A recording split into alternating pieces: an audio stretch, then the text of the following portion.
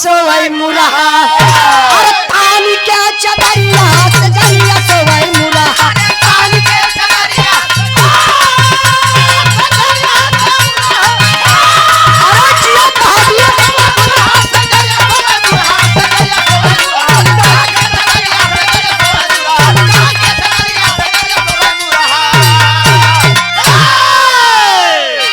विश्वकर्मा भगवान दुआरे बैठल हुए आइले ब्रह्मा जी ब्रह्मलोक से गुस्सा में लाल हुआ दुआरे ना खड़ा भइलन दरदरायल ओई घरा में घुसत हुए आ देखा संजोग है भैया मूर्तिया तो ठीक दुअरिया के समन्वय बा आ खड़े दुअरिया रहल छोट आ चौखटवा रहल ऊंच जैसे ही ब्रह्मा जी दुअरिया डाकत हुए तब ले कमंडल का जोन पेनी बा वही चौखटवा में जाए के ऐसे लड़ी गई कमंडल में रहल पानी उ पनिया हलक के छलक के वही पथरा के मूर्तिया पर चल गई। अब पथरा के मूर्तिया पर जब कमंडल का पानी गए बाबू पथरा के मूर्तिया में जान आए गल पथरा का मूर्त मेहरारू बन गई लगल डोले बोले खाए पिए विश्वकर्मा जी के लेके सुता ई तो से के बतौले हमारे गांव के लोहार बतौले हो। अब विश्वकर्मा भगवान का 10 उंगली घीव में और 10 ठे रिफाइन में फंस गई हो वो कैसे जो ठे नहीं हरमा गई हो। नहीं पॉइंट का बात है कहले का मतलब ई बा आप लोग भी ध्यान देबा तब समझ पाईबा। अब विश्वकर्मा जी के 2 मेहरारू हो गई 2 मेहरारू का मतलब समझत हुआ असिल की नाराज होई के नैहरे गई अजौन पथरा का बनौले रहे सेम टू सेम विश्वकला का रूपवा उ पथरा का मूर्तिया ब्रह्मा जी के कमंडलवा के पनिया से मेहरारू बन गई। अब वही पथरे के मूर्ति के साथे ए भाई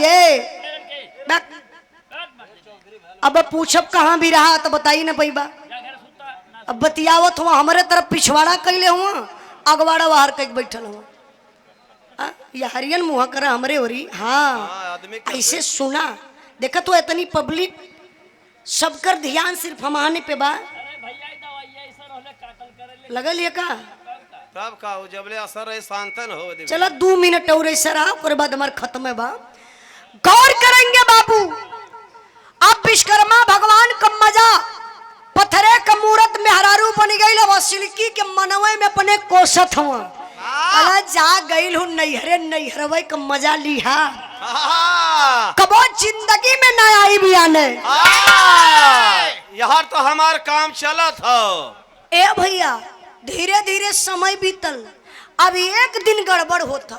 अच्छा गड़बड़ का होता ब्रह्मा जी अपने बेटा नारद जी के बुलाए के कहले बेटवा नारद कहो हमरे कुछ समझ में ना आवत बिटिया के घरे गए लली देखली दामाद विश्वकर्मा जी बहरवा रहलन घरवा में कौनो मेहरारू को चूड़ी बाजत रहल बेटा देखता पता लगाए उता।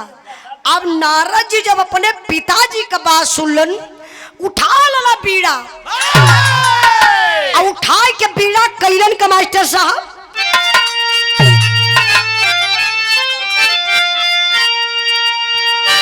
एक दिन पहुंच विश्वकर्मा के राजधानी नारद ज्ञानी हो बजाते बीड़ा करन चले मेहमानी नारद ज्ञानी हो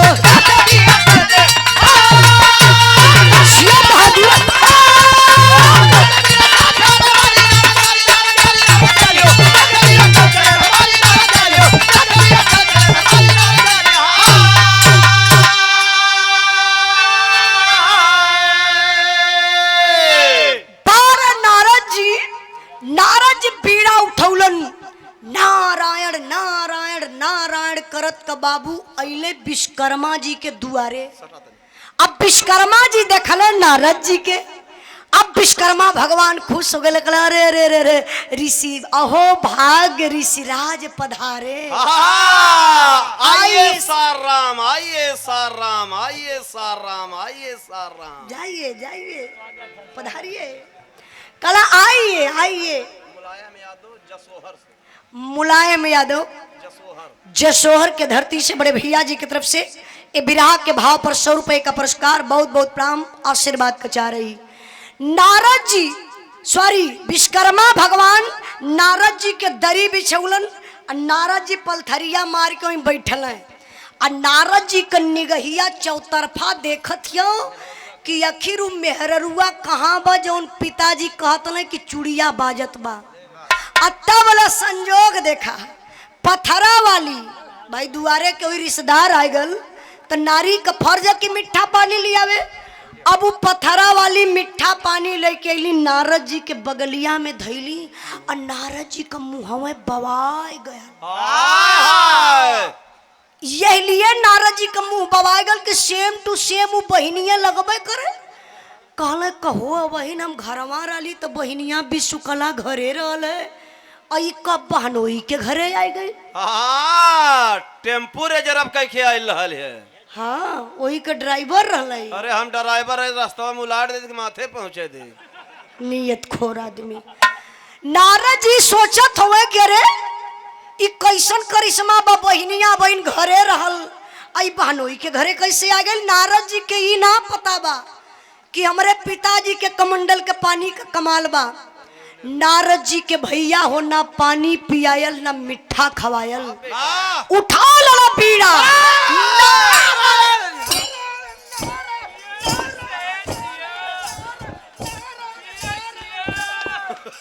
बैठा हो नारद का सार बैठा। कहो इनके में नारद का अंश ना हाँ वो नहीं का सार हम भैया। अरे हम तो भैया डरा गेली कि सही में नारद जी कूद गई। अब हम का करी। अब खाली न गिटार पकड़ा दिया जब बस।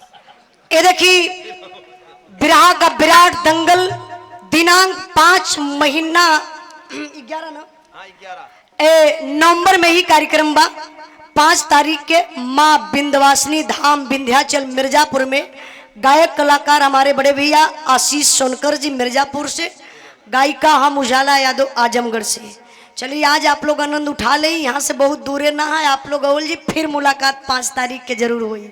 बहुत बहुत दिल से धन्यवाद। सुंदर पुष्पहार और 1 रुपए का पुरस्कार दे के भैया सम्मान के लन। अरे मोबाइलियो बोले के मोबाइलिया ना देता हुआ आई 2 मिनट और ऐसे बैठल नहीं बाबू। विराह का आखिरी भाव समझी। नारद जी बीड़ा उठौलन नारायण नारायण करत के घरे गईले। वही बाहरवा से चिल्लात हुआ कहले रे बहिनिया ता लुटा गली रे बहनिया। ये मैच में प्रचार करा तो हर बहन लुटात है। कहा बहनिया गजब विश्वकला कली का भेल भैया कहा तू नैहर संहारत क्यों। वो सरवा अपने मन के लूटत हो के विश्वकर्मा जी के गरियावत हूँ। कहा जा देखा बहनोई दूसर मेहरारू लिया के राखी लाल है। अरे बाप रे बप्पा यही से कहा जाला कि मेहरारू पत्थरों का सवत बर्दाश्त ना करी है। और जन लुग्गा उगा लेहले रानी काखी तर दबौली। अब विश्वकला नैहरे से बाबू आई गई ससुरे। और जब ससुरवा में अली तब का भेल मास्टर साहब अल्लाह का लाइन बा।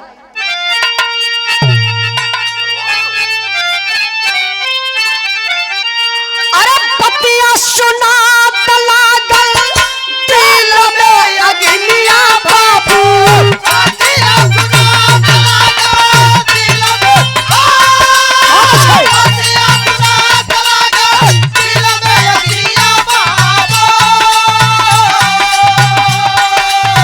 पहुंची विश्वकला तब ससुराल में जा।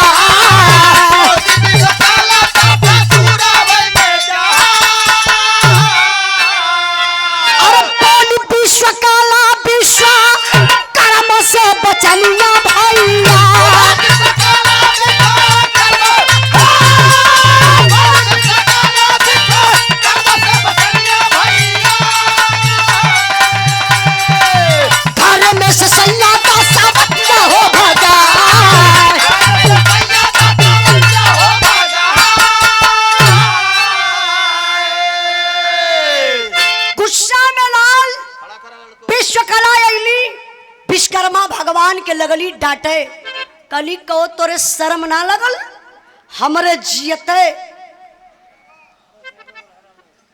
भारत यादव कौन मोड़ बतूनी है? बढ़ारा मोड़ से आपके तरफ से 100 रुपए का पुरस्कार विरह के आखिरी भाव पर बहुत बहुत प्राम आशीर्वाद का चाह रही।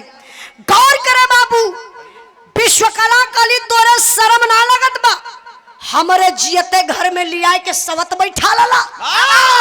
विश्वकर्मा भगवान सन्न हो गई ले, कहले अरे देवी तो से के उल्टा सीधा मजाक कह देला।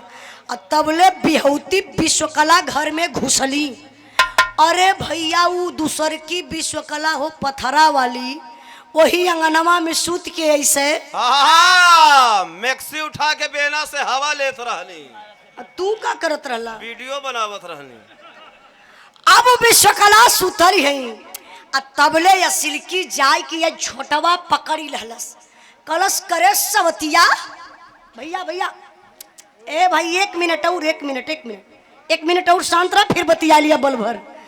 का करे सवतिया,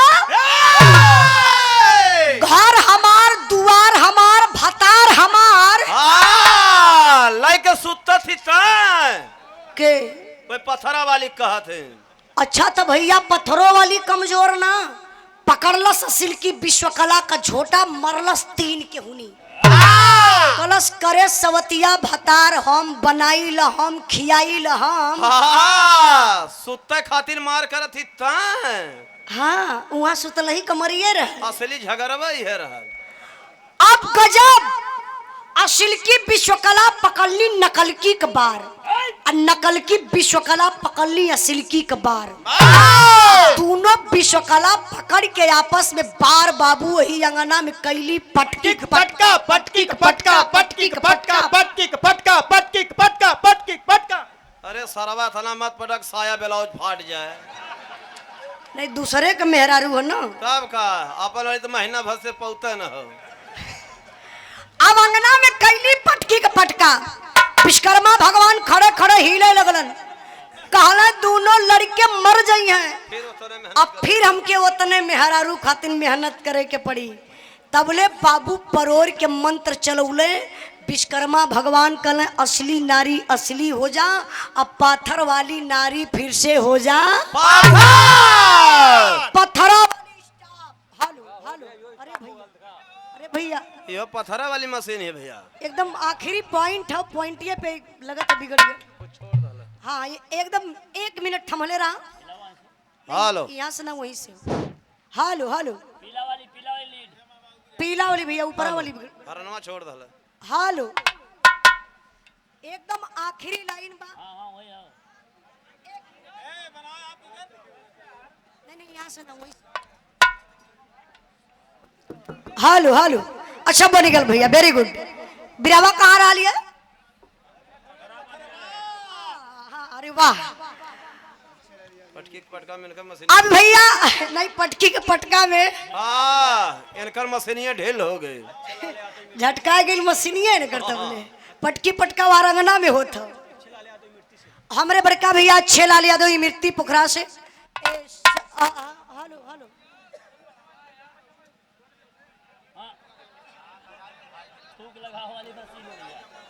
हेलो ढेर गड़बड़ा थे तो मैं थूक लगावा। अच्छा ऐसे पकड़ लेने तेरी लाइनिया बोल लेता। गौर करेंगे बाबू, अब विश्वकर्मा भगवान परोर के मंत्र चौला काला असली नारी असली हो जा, अब पाथर वाली नारी पाथर हो जा। पथरा वाली ऐसा स्टाफ असिल की विश्वकला काली देखा देखा सवतिया के कैसे खड़ी है देखा।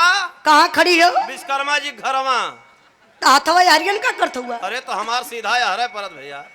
यार कहला अरे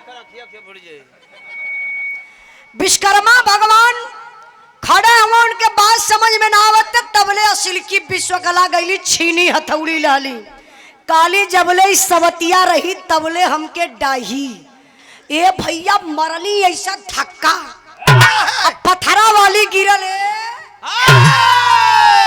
हाथ गोड़ ऐसे तान धलस। असिल की विश्वकला काली देखा देखा सवतिया के कैसे सुतल है, चिकन आइल है एकदम, देखा देखा मर्दे का कमाई खैले बा। सबका। अरे भैया उठाई के लई के छीनी हथौड़ी हो मरली विश्वकला असिल की यही पथरा वाली का गर्दनिया छटका दहली, मरली दोनों बाह कट गई, मरली सीना फट गल। गजब तयब भयल जब एक छीनी हथौड़ी यही पेटवा पे मरली हो बाबू, पेटवा फटल, एक सुंदर सा लड़की पैदा भइल। वाह, मतलब विश्वकर्मा जी अपन काम कह गुजरल हन। ई तो हम ना जानकारी हो। अरे एक ठे होवा धन, अब कहिया जानकारी हो। जब वो लड़की पैदा भइल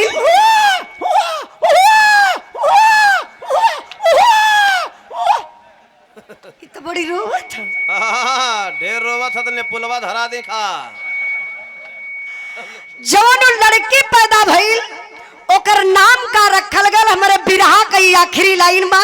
एक ही नाम बोलनी ओकरा बाद बतावत बनी। ये देखी एकादशी के शुभ अवसर पर अघोरी बाबा का वार्षिक श्रृंगार व बिरहा का महामुकाबला दिनांक 12 तारीख के, यही 12 के दिन मंगलवार रात्रि 8 बजे से गायक कलाकार बिरहा सम्राट विजयलाल यादव गाजीपुर से, दूसरे कलाकार आशीष सोनकर मिर्जापुर से और एक कलाकार गायिका सरोज सरगम मिर्जापुर से। आप दीपनगर चौराहा मिर्जापुर में कार्यक्रम बा, आप लोग जाए के कार्यक्रम के जरूर सफल बनी है। भैया के बहुत बहुत प्रणाम, पुरस्कार दे के सम्मान कैलन। और 100 रुपए का पुरस्कार बिरहा के आखिरी भाव पर दिनराज यादव बरकच्छा के धरती से, धनराज यादव बरकच्छा के धरती से 100 रुपए का पुरस्कार। बहुत बहुत प्रणाम। बिरहा के आखिरी लाइन बा, जरा आप लोग विचार करी है कि वो लड़की जवन पैदा भइल ओकर नाम का पड़त है मास्टर साहब।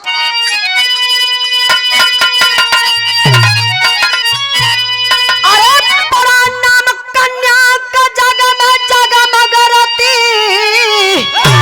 जेकर काम देव दुनिया में भइला पति।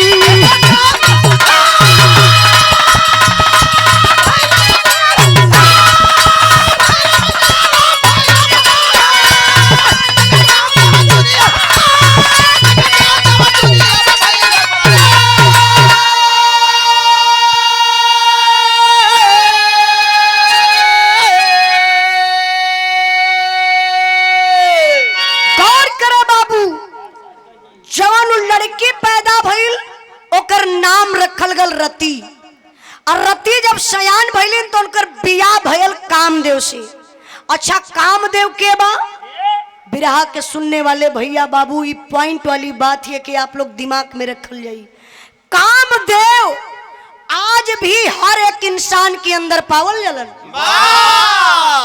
हमारे पार्टी में एक जने कामदेव खत्म हुए के कर ये मास्टर के इनकर तो जोरा पे हुआ लाज है।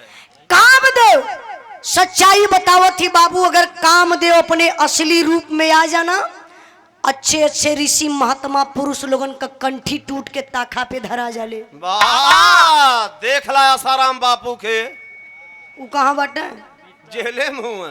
हाँ आशाराम बापू, हाँ नारायण साईं और राम रही और चिलमिलाना और ज्योति मौर्या और भैया सीमा हैदर राधे माई। बस बस समझा। एक बात याद आ गई, सीमा हैदर के आप लोग जानत हो तो खाली हाथ उठा दे भैया, हम जानत है। हम बिरहा भी गौले बानी हमारे चैनल पर बा उजाला यादव ऑफिशियल पर। एक सचिन वो थे जो मारते थे छक्का, सीमा उस पार जाता था। एक थे ये मुचमुचहावा सचिन, हाँ पूरा सीमा में उठा लिया यार, पाकिस्तान से सीमा उठा लिया। हाँ इतना ना और का सथवा 4 विकेट भी लेके आयल। हाँ 4 लड़का का मतारी रहल। हाँ एक ठे अंपायर भी लेके आयल रहल। अंपायर मतलब वो पेटवे में रहले समेत बाहरे हो गया फील्ड में। सही बात बा। तो जरा आप लोग सोचिए, कामदेव से आप लोग बचत रहिए भैया, नहीं तो सवार हो जाई है तो धरती पर केहू का ना होवे। कामदेव बहुत बड़ी गलती कैलन। कामदेव के शिव जी जलाए के भस्म कर दलन। रति जाय के रोई के बोलत है, ये शिव जी प्रभु हमरे पति के जियाए दे, बिना नारी के पति का कवन गति। शिव जी कहले कि यह जन्म में तोहरे पति के ना जियाई, अगले जन्म में जियाई। अब देखल जा रति के अगला जन्म का भेल, कामदेव का अगला जन्म का भेल, बियाह कैसे होत बा। हमार बिरहा यही जा खत्म भइल। कुछ गावे बजावे बोले बतियावे में गलती भइल हुई तो आप लोग क्षमा करी। आई अरे नजरिया तरसता नारी क्या बिना